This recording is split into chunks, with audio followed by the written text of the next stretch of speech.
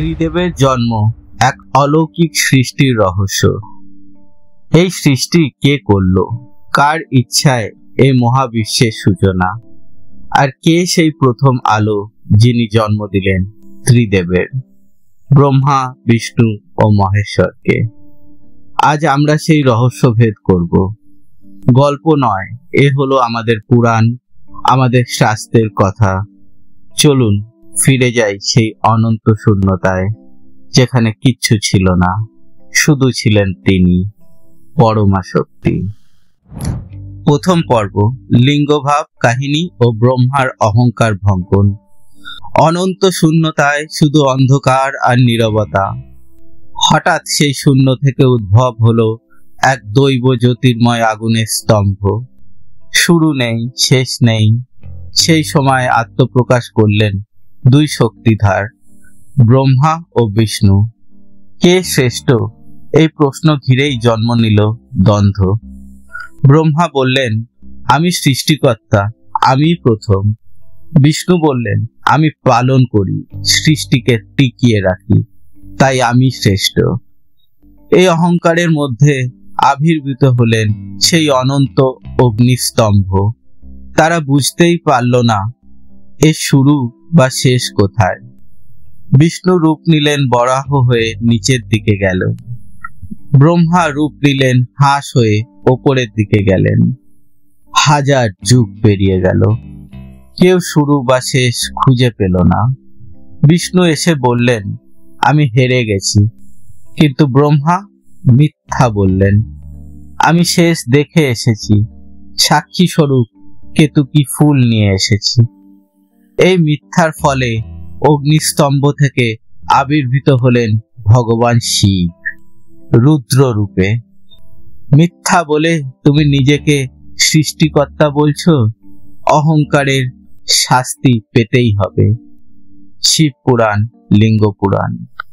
রেগে শিব কেটে ফেললেন ব্রহ্মার পঞ্চম শির এবং দিলেন শাপ, তোমায় আর কোথাও পূজা হবে না, শুধু একমাত্র পুষ্করেই তোমার মন্দির থাকবে।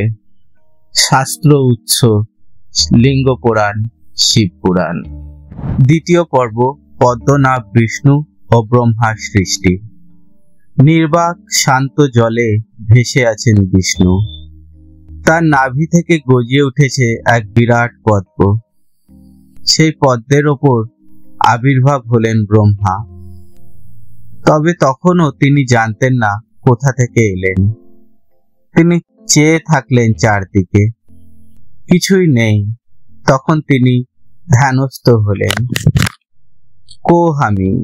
আমি কে?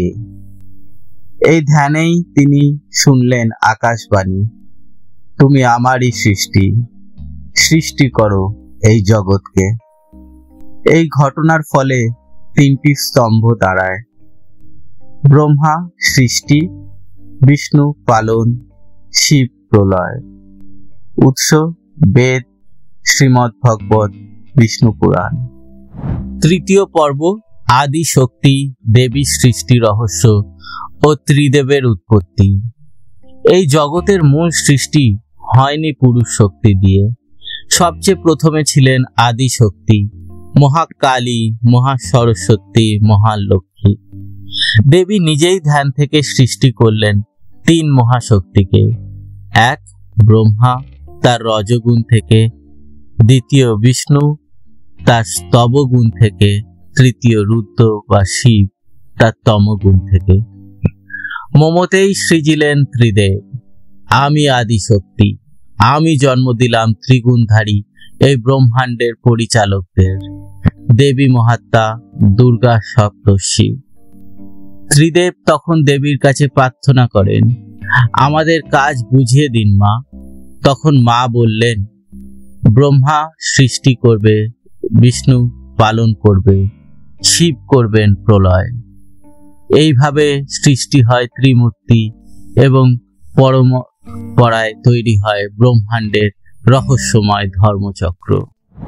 এই তিন কাহিনী একত্রে প্রমাণ দেয় ত্রিদেব কেবল আলাদা তিনজন নন, তারা হলেন এক আদিশক্তির তিন রূপ, ব্রহ্মা, বিষ্ণু, শিব একে অন্যের পরিপূরক, আর তাদের উৎপত্তি জড়িয়ে আছে শক্তির রহস্যে, শূন্যের মাঝে জাগ্রত সেই চেতনায়।